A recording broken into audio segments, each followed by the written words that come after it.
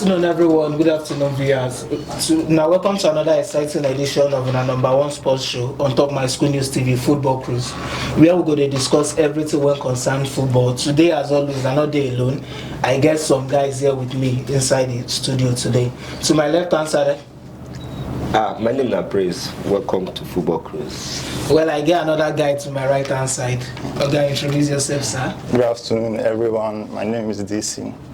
Okay, Praise DC. If you not notice, you go realize DC they join us for the first time, and I think to say name na DC. Now go know Washington DC. Now we Oyinbo they stay. So now we're Oyinbo for the house today. So today we're going to discuss so many things. We're going to start from transfers, start from friendlies, preseason friendly. As we know, now preseason and transfers they go on today. But before we go any further, we go like start from house. As we always talk, say now from house, now in charity they start. So if your name na charity and you not start from house, you are wrong. So starting from house, the first transfer when concern Nigerian player what we need to discuss today, Joe Aribo, Rangers to Southampton. Praise, how you see that move? Yeah, upward move for Joe Aribo. Big ups to Joe Aribo. I really dey proud about the guy improvement from Rangers, final of the European Conference League, Europa League rather, and then to Premier League. Premier League they more competitive, highly competitive than the Scottish League. So I dey very impressed. And then he go also improve our play. Since he go get that Premier League experience, carry and come Super Eagles, shuffle our midfield and then bring in that competition. That say Premier League they highly competitive in terms of the kind of midfielders where they play. When you go meet people like Bruno, like Jorginho, and all of them. If you say go Fico, yeah, wait, the guy get the energy, get the strength, and then now player will be say if he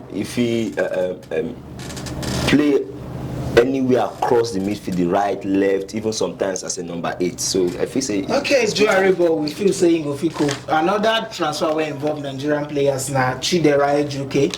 He moved on loan from CSK Moscow to Hertha Berlin. We not get much to talk about that. We know that because of the Russian situation and all that. So now the few Nigerian transfers we get today with that. Even though some of our players they try make move, Osimhen, Lino, and the rest. Now next we're going to go to a team when this transfer window starts, we dey look them say they're not going to do anything. But all of a sudden they just pick, they just try to make moves. Who are they talk about? They talk about Chelsea.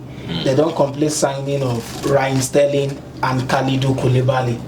How you see that move? One thing about these two signings shows that Chelsea have this title contention in, they have a plans to contend for the Premier League or the Champions League. Raheem Sterling signing, this guy is a great guy. He has this title winning mentality. It's coming from Man City. Man City has been winning the Premier League, so it's actually a great signing for Chelsea. Then Kalidou Koulibaly that they signed, this guy is a very good replacement for Anthony Rudiger. So I believe he will do well. When they pair him with Thiago Silva, they will run the defense very well. Okay, before I go back to praise and all that, now we spoke of Kalidou Koulibaly, right? Yeah. And we understand the fact that if he comes, he will most likely be partnered with Thiago Silva. Now, do you think, seeing that Chelsea are also going in for Nathan Ake, do you think partnering Thiago Silva, who is 37, and Kalidou Koulibaly, who is 31, do you think they can cope with the pace of the Premier League? I believe that one of them should sit on the bench. Maybe Koulibaly and Nathan Ake should be the ones. So Thiago Silva should 11. be on the bench. He's already old boy. He has those experience. Maybe bring him in during the second half, or any time one of them is injured, they can pair him up with somebody. Okay, thanks for that. One of them should be on the bench. That's his opinion there, because you can't play 35, 37 in the EPL, knowing that we have pacey attackers and all that. Now, still on Chelsea, it seems like they are not done. It seems they are not done yet, and They're also going for Presnel Kimpembe of PSG, another defender, another centre back, and they're also being mentioned for Cristiano Ronaldo and all that. So do you think it will be too much for them to have so many defenders in their team, so many centre backs? I don't think that getting Kimpembe is like an excessive signing, because they have lost Rudiger to Real Madrid, then Christensen to Barcelona. So getting those two defenders is not an excessive signing. They also need backup also. Thiago Silva is already getting old, and I don't think he can stay 2 seasons in Chelsea. So there is a need for backup defenders. Okay, there's a need for backup defenders. Our viewers at home, make una no vex. I know say na pidgin, una tell us, but as I talk, we get visitor today, football analyst from Washington DC.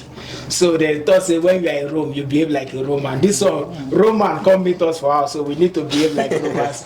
So next, we're going to move to Frenkie de Jong. Frenkie de Jong. This transfer saga don't last for months. Yeah. Even the fans of the club, when they involved, don't tire. Even journalists don't tire. But finally, with the year say Manchester United don't reach agreements with Barca, £75 million guaranteed plus add-ons. You feel say pressure not go there on top and if they finally come Man U? If say the guy they come and come meet another coach where you know sabi, I think I go talk say pressure go there on top the young. But then if they come Man, you come meet coach will be say he don't play under the coach don't build them up over the years, and he's coming to meet players who be say he don't play with before, players like Van der Beek, and then the imminent arrival of a certain Lisandro Martinez. So this Dutch combination, Ajax academic players who say they come meet, who say they don't play over time. So this welcoming, they go there like this. I'm coming back home to meet. Although a new city, new country, but then you know say go meet certain players who be say you don't play with before. So I feel say no pressure. And then De Jong is a calm player. No be player where they play under pressure. Even when they under pressure, because say they don't teach them their style of play, their tiki-taka style of play. Don't even if say they're in the midst of 4 players, then there is no need to be scared. So I feel he's coming back to meet a coach that he has played under before. So now, still concerning this Frenkie de Jong deal, you feel say Man you don't agree to overpay? Because remember Sebaka waiting with the whole of the deal now. Sebaka they owe him some money, £18 million in wages. Now Man you don't agree to pay 75 million guaranteed. Because the total package from waiting with the year 95, that means 10 are add-ons. Now, if Man you agree to pay 75 guaranteed, that means they don't pay part of the salary when back at the old Frankie. You feel say na wrong thing Man you do for them? Well, what you gonna say, Man you they under pressure if they no sign players. You know, say they don't lose Mata, lose Pogba, lose Nemanja Matic. So if they no sign players to replace these guys we don't go, it's go there very, very bad for Man, you understand? So I don't think say Man you don't overpay because they want me to please the coach. You understand? That's number one priority. So that no coach no go get any ground to take argue say the club no give me waiting I want. You understand that kind of thing? So I feel that they don't overpay, but then make Man you know any deal where they want. You know all these Spanish clubs, the way they did for their transfer, how this they are calling like this thing. So I feel say make Man just balance everything once and for all. Make Barca go their way, make Man you go their way. Okay, press talk say make Man you balance everything once and for all. Make Barca go with their own valor. Now, speaking of Barcelona, this year I'm coming over to you now. Speaking of Barcelona, the news in the public domain is that the club is broke. Yeah, that's the fact. They are broke because for a team to accept to use their stadium for weddings and the rest, that means they are really, really broke. But the funny thing is, the team is broke. They just signed Rafinha for £55 million. The team is broke. They are owing players and they want to sign Lewandowski. The team is broke. They sign players who they want to register. Frank Kessie, Andreas Christensen. They want to register them.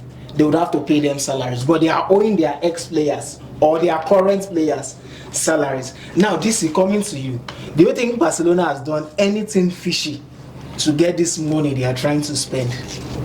For me, I believe like there is something going in the background that we don't know about. But I believe that they have plans. That is why they are looking at Lewandowski to sign him, and also Christensen and Frankes.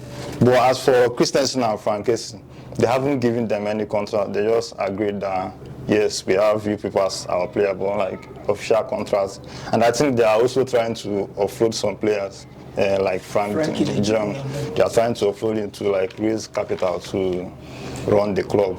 So, and also it's not even enough.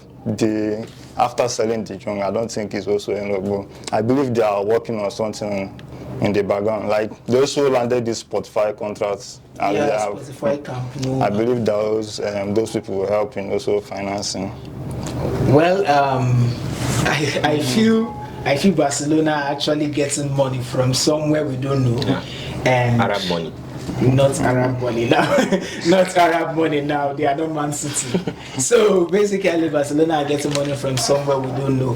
But good for them if they can stay up. Barca is one of the biggest teams in the whole world. So everyone wants Barca to stay afloat. Now, another transfer news that just broke. Joan Mata to Leeds United. Apparently to replace Rafinha. Creativity and all that. Do you feel it's a good move for Mata if the move actually comes to pass, saying that Joan Mata is 34, 35 already in a strong league such as the Premier League? Or do you feel it rather go to leagues that are not that strong, maybe La Liga? With all due respect to La Liga is actually calmer. The pace of the game is quite slow and all that. So what do you feel? Straight up, Mata is one of the players I feel has not fulfilled his potential as a football player. We knew the circumstances surrounding his move from Chelsea to Manchester United under the leadership of I think David Moyes, then Manchester United coach. And then we all know how Mata did not play to his potential. Although there were times when Man U were in need and then he came as a substitute player, then he delivered. Sometimes penalty with his key passes and the rest of that. But I think that move to Leeds United is not a defending team. A team that we play 5-4-1, we block everywhere. No. They are an attacking team, so it will give Mata the chance to express himself as a creative. Now, Leeds being an attacking team, do you think Mata has the strength? Because if you watched Leeds last season, they played their high press, more of energy. They have players such as Daniel James, Jack Harrison, Ayling, players who have this energy to run another ball. Joan Mata has never and will never be that kind of player. Mata is not the fastest of players, but then I have seen. I remember when we were Manchester United under Solskjaer. Yeah. Then when there was this counter-attacking, I remember there was a certain period of time where Mata was making the starting 11 consistently. You understand? Yeah. And then he played his parts. He may not be the fastest of players, may not be the most physical player, the most huge, but then Mata is a player that is wise. He's a Spanish player. I also see if a certain Bernardo Silva, not the strongest of players, can succeed in matches, although much younger than Mata, then Mata too can. He can play the number 10 role. Just dictate things from the midfield, give the key passes to attackers, and then I think he can. Mata is one player that I feel Manchester United shouldn't have let go. Now you talked about playing the number 10 role, but the truth is, the classic number 10 role, when you look at the PL these days, you don't have such players again. Yeah. When we talk about classic number 10s, we are talking about David Silva, Joan Mata, but the thing is, due to the pace of the game, you won't have time to pick those passes. Even though you're a fast thinker, but players close you down. Do you think Joan Mata should just probably go back to Spain, go back to China? Well, that's an option. Just like I said from the beginning, when you brought up this discussion that I feel Mata is a player that has not fulfilled his potential fully. Mata did fantastically when he played at Chelsea, almost killed our certain David De Gea as a goalkeeper. And then moving over to mine, just glimpse of Mata we saw in beats and batches and all of that. I think Leeds, Leeds is giving him another opportunity. Although maybe he will not spend 2, 3, 4 years. You understand? Because of the physicality of the Premier League. So maybe he can just spend 1 year in the Premier League and then maybe move over to the Spanish League where the tempo of the game is much more slower. Okay, for Dramata, we still have to see him in the PL though. So if the move to leave materializes, then it's good for Dramata. Now, talking about another player whose move, more like a contract renewal now, materialized. We are talking about Ousmane Dembele.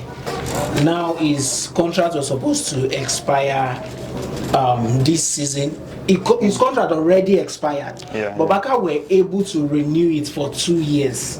Remember we spoke about the fact earlier that Barca is supposed to be broke, but they have money to renew players. Something now, is this year, how do you see Dembele's renewal? I don't think Barcelona should even attempt to leave Dembele to leave, because the guy is a creative player.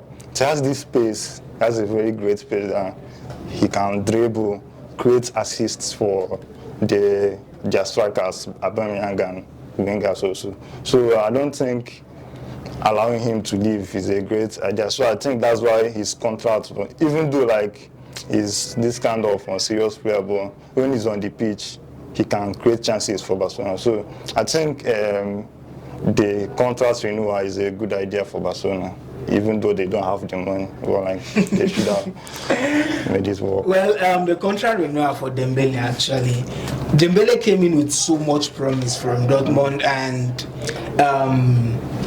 over his time at Barcelona, he has had issues with discipline, coming late to training, partying late at night, not attending training at times and all that. Do you think this new contract will actually bring the best out of Ousmane Dembele? The issue with Dembele is his injury, this constant injury. Even if he changes and all become good and disciplined, his injury is the main issue. If he's fit, I believe that he can make Barcelona great again.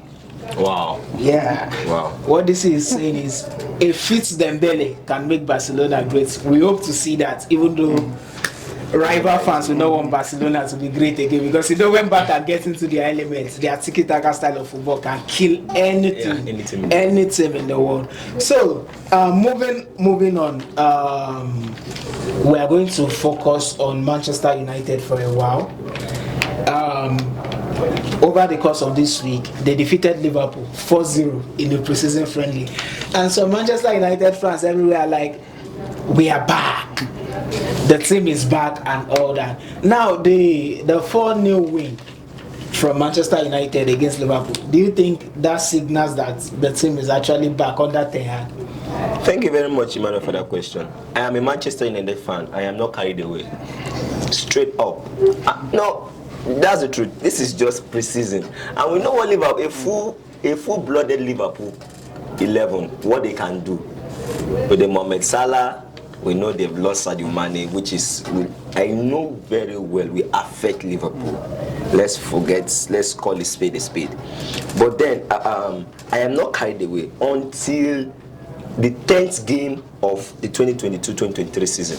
Yes, I'm very clear about this, because we've had wonderful pre-seasons where we'll go and bamboozle the old clubs and then trash them 5-4. Even sometimes when the season starts, we give. I think there was a time at the beginning of the season we were giving clubs 4-4. I think we did about 4 games consecutive. The period we were calling United, and then we eventually finished lower than expectation, below expectation. So I am not carried away. But I have faith in Erik ten Hag and what he can do if Manchester United board gives him the right players. You understand? So, but for now, I am calm. I am not carried away. I'm talking about giving Erik ten Hag the right players. We are going to be examining United transfer, because there are lots of transfers in the pipeline. They've signed Tyrone Malacia, left back from Feyenoord. We discussed earlier that Frankie de Jong is close to agreeing. Very close. Very close. Lisandro Martinez is also close, and Christian Eriksen on the free transfer. Do you think with these signings, United can challenge the big teams next season, DC? I believe like they have this potential. They are working on something. Eric Ten Hag, the coach, already with his signing, we know that he's very strategic in what he's doing. And also, I believe that Ronaldo should leave too if like Man U is going to work, because after all the signing, then you now adjust your formation to accommodate Ronaldo. I don't think much difference is going to happen. Well, with these fast wingers, Sancho and Rashford, right and left, then Marshall at the middle, I believe like they have something to offer this season. But if not accommodating Ronaldo, I don't think nothing much will change. So this is sticking with you. Ronaldo's agent, George Bendes, is visibly walking Ronaldo around Europe, offering him to clubs, some of which have rejected him, Chelsea, Bayern, and the rest. Now, do you think this will affect Ronaldo mentally? Because it's more like clubs do not want him. And if clubs do not want him, he has to remain at Manchester United against his will. So what do you think is the way forward for Ronaldo? I just believe that Ronaldo should just go to America and just enjoy his life, because Ronaldo is a great player. Everybody knows it's undisputed, very, very great player. Scores a lot of goals. I think his age, I don't think he has much to offer in Europe. So I think he should just go to America, spend 3 years there or 4 years before retiring. But if he wants to remain in Europe, he should just adapt to the way the club are managing him. So if just okay, I think I don't agree with you on that. Now, as far as Lionel Messi is still in Europe, Ronaldo will be in Europe, because these are the two greatest of all time, and they want to compete, they want to win trophies, and we know the circumstances surrounding Ronaldo's and Manchester United. But one thing I want to tell you is Ronaldo and Messi do not play the same football style. Messi can drop in the midfield and create opportunities, but Ronaldo is all about the scoring of goals. If he doesn't score goals, I don't think he has to offer. But Messi can just go back, create chances for Mbappe and everybody Why they are two entirely different players? Let's also don't forget the competitive nature of Cristiano Ronaldo. And then we have so many young stars coming through the Manchester United ranks. The Facundo Pellistri that scored the 4th goal in the friendly, the Jadon Sancho, the Marcus Rashford, Anthony Martial, all looking up to this iconic number 7 player. Now, you're talking about looking up to Cristiano. Don't you think he's hurting the team more by his stance? Because we saw United's game against Liverpool, and the pattern Ten Hag wants to play. I don't think Ronaldo fits into that playing style. My opinion, though. Maybe a player like Leo Messi might fit in. Like I said earlier, they are two different players. Now, do you think it's high time he just moves on for the benefit of Manchester United and his own benefit? And he also spoke about the fact that he should go to somewhere like America. Now, news breaking this morning is the fact that he got an offer from Saudi Arabia. An offer which guarantees United £30 million and guarantees him £250 million signing on bonus. One player. But he doesn't want to accept because he feels he has to remain in Europe. Is it that Ronaldo is living in a false sense of entitlement? Is it that he's past his prime and all that? First of all, the money is too much. How? See money. Please, Ronaldo, please come and carry me along. So as his backpack. but now back to the question. Ronaldo is a goal poacher. I don't, and I also think Ronaldo is a kind of player that adjusts. Yes, he can adjust. He will not do the running. And I think that was one of the things that affected him last season, although he scored 24 goals and he was the highest goal scorer for Manchester United. But I think this Eric Ten Hag's pattern we help Ronaldo focus around the 18-yard box and the goalkeeper. And we know what Ronaldo can do with his left, right, and his head. So I think they can not necessarily building the team around him, but then making him more effective around the 18-yard box. You have the Sanchos that will do the running and the pressing. You have the Fernandez and the rest of them. If you have the De Jong and the rest of them, then leave Ronaldo in the 8. Because I remember last season, sometimes Ronaldo will leave the 18-yard box and come to his own half to defend, which is not the kind of Ronaldo I know.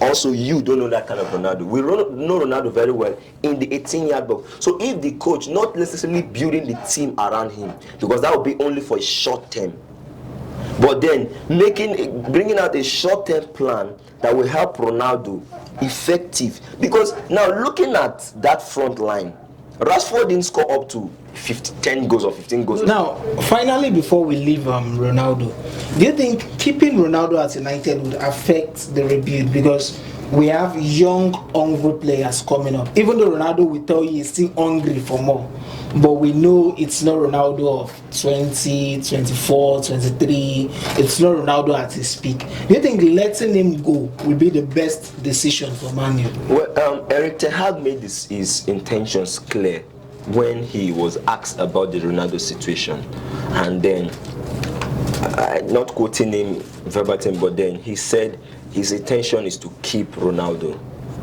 and then just maybe for a season, I don't know how long, but then I don't think, to your main question, it won't affect the rebuild, because we have a whole lot of new players, although not necessarily all, not all, but then about 4 players coming into the team as new players, and then we have other players that have played in the team together. So I don't really think Ronaldo will affect the rebuild.